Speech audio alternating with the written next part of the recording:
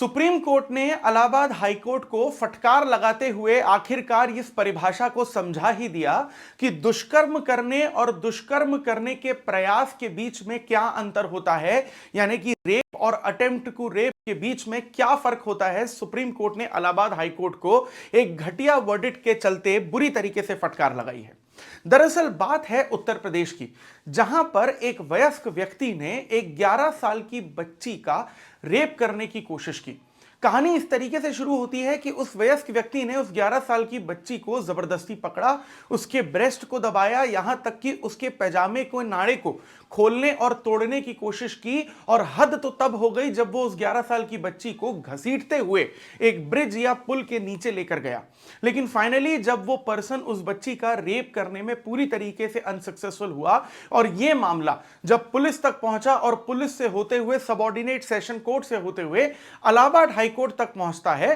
तो Allahabad high court ने यह वर्डिक्ट दिया कि यहां पर तो किसी तरीके का पेनिट्रेशन हुआ ही नहीं है, यानी कि हम इसे रेप तो कंसीडर करेंगे नहीं, और इसे अटेम्प्ट टू रेप भी कंसीडर करने से पूरी तरीके से मना कर दिया और यह कहा कि यह प्रिपरेशन ऑफ द क्राइम है, अटेम्प्ट टू क्राइम नहीं है। और इस तरीके के वर्डिक्ट जब इलाहाबाद हाईकोर्ट की तरफ से आए तो पीआईएल के थ्रू, अपीलेट ज्यूरिसडिक्शन के थ्रू ये पर्टिकुलर केस सुप्रीम कोर्ट पहुंचता है और सुप्रीम कोर्ट ने साफ तौर पर यह कहा है कि ये जो वर्डिक्ट है इलाहाबाद हाईकोर्ट का पूरी तरीके से इनसेंसिटिव है। तो समझने की बात यह है कि हमारे देश के कानून में आईपीसी, सीआरपीसी और भारतीय न्याय संहिता के अंतर्गत किस तरीके के सेक्शन, किस तरीके की धाराएं दी गई हैं और किस तरीके की परिभाषाएं दी गई हैं रेप के लिए, attempt to rape, attempt to crime या फिर प्रिपरेशन ऑफ एनी क्राइम के लिए। इन सभी चीजों को आज के इस वीडियो में हम डिटेल में और आसान भाषा में समझने की कोशिश करेंगे। Welcome to Badlav IAS, this is अनुभव दीपानी।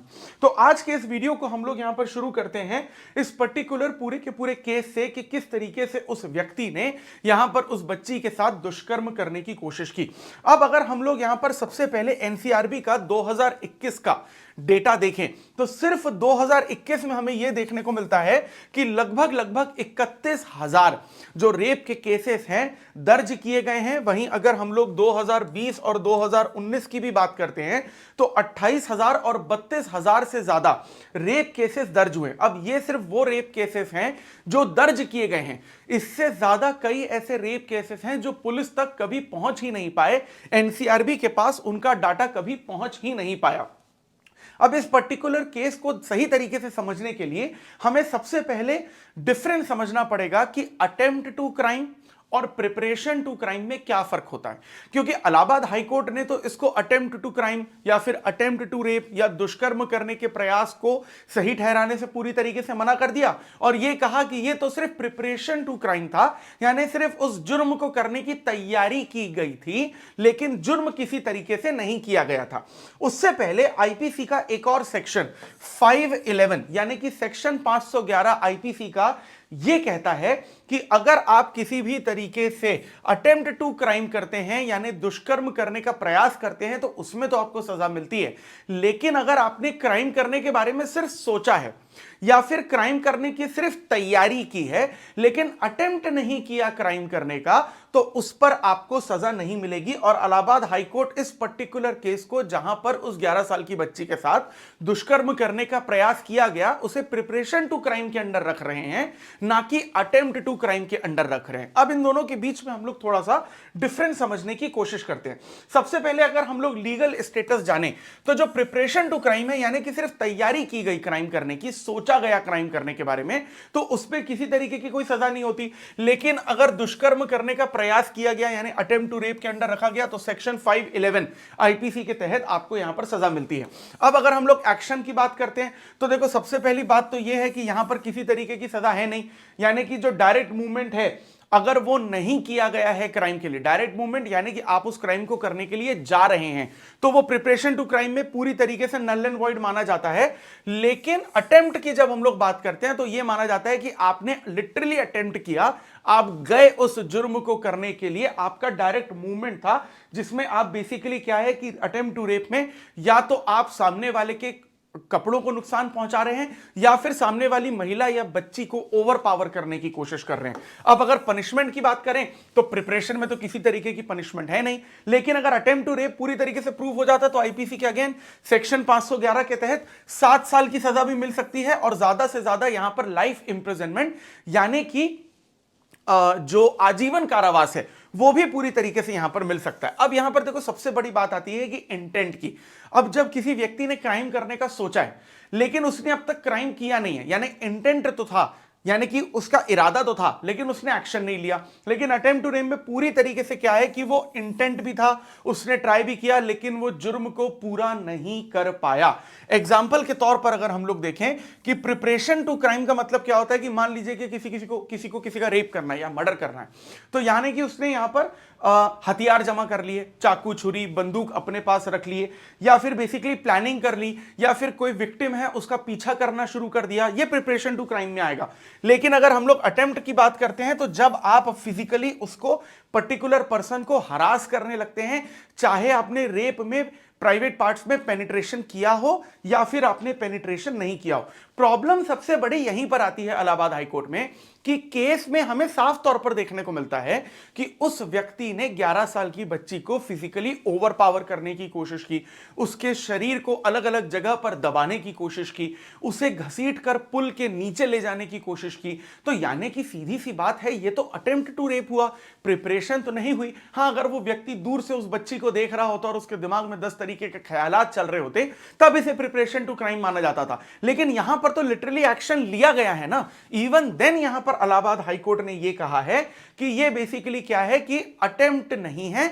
यह सिर्फ और सिर्फ प्रिपरेशन है। अब अगर हम लोग भारतीय न्याय संहिता की भी बात करते हैं जो 2023 में संसद के द्वारा पास किया गया था, तो भारतीय न्याय संहिता में भी सेक्शन 63 में जो रेप का प्रोविजन है वो हमें देखने को मिलता है। साथ ही साथ जो आईपीसी का सेक्शन 375 है, इसमें भी रेप या बलात्कार या दुष्कर्म की जो परिभाषा है उसको दिया गया है। लेकिन इस आर्टिकल 370 माफ करिएगा सेक्शन 375 जो है आईपीसी का, जिसमें रेप की डेफिनेशन बताई गई है, इसमें 2 अपवाद हैं, यानी कि 2 एक्सेप्शन हैं। पहला, अगर किसी व्यक्ति ने जबरदस्ती फोर्सफुली फिजिकल रिलेशन बनाए हैं अपनी बीवी के साथ, अपनी वाइफ के साथ, तो उसको रेप में कंसीडर नहीं किया जाएगा। प्लस उसकी जो वाइफ की एज है वो 18 साल से ऊपर होनी चाहिए। यानी कि इनडायरेक्टली यहां पर कानून ये कहने की कोशिश कर रहा है कि मैरिटल रेप को हम लोग क्राइम नहीं मानते। इसके लिए एक अलग से इशू चल रहा है। बदलाव आईएएस ने ऑलरेडी इस पर एक वीडियो बना रखा है, आप चाहें तो हमारे चैनल पर जाकर उस मैरिटल रेप के वीडियो को भी देख सकते हैं,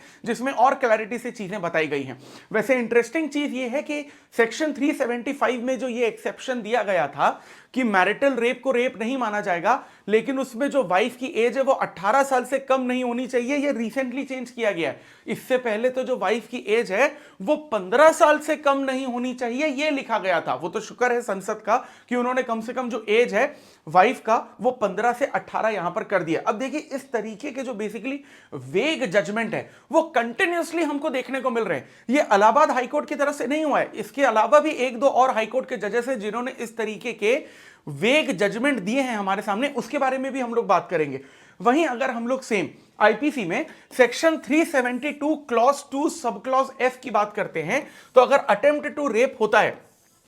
तो यहां पर पूरी तरीके से सजा का प्रावधान है 5 से 10 साल के बीच का, चाहे पेनिट्रेशन हुआ हो चाहे पेनिट्रेशन ना हुआ हो।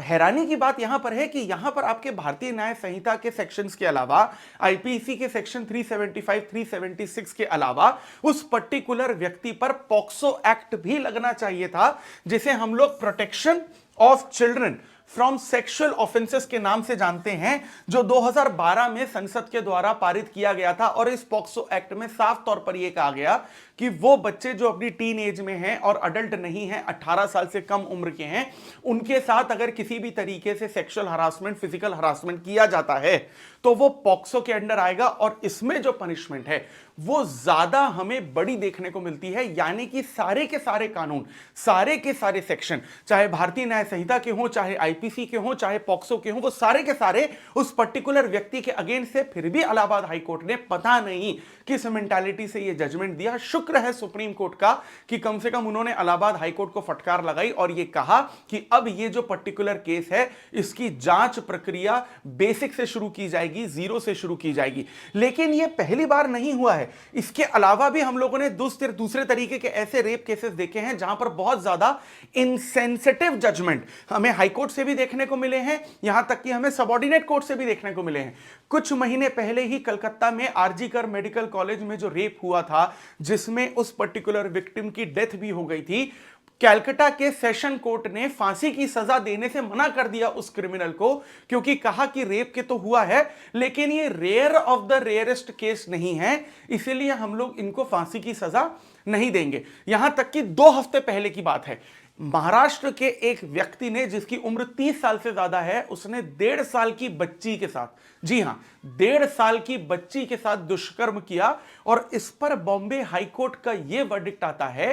कि लाइफ इंप्रिजनमेंट नहीं दिया जाना चाहिए इस व्यक्ति को, क्योंकि सेशन कोर्ट ने लाइफ इंप्रिजनमेंट या फिर आजीवन कारावास दे दिया था। बॉम्बे हाईकोर्ट कहता है कि सजा थोड़ी सी कम कर दो, 10 साल कर दो, क्योंकि 1.5 साल की बच्ची का रेप हुआ है तो वो तो जब तक बड़ी होगी तो इस पर्टिकुलर चीज को वो भूल जाएगी, तो मेंटल इफेक्ट तो होगा नहीं उस बच्ची पर, और वैसे भी लाइफ इंप्रिजनमेंट एक रेप केस के लिए बहुत ज्यादा बड़ी सजा है, इसको कम करके 10 साल कर दिया जाए।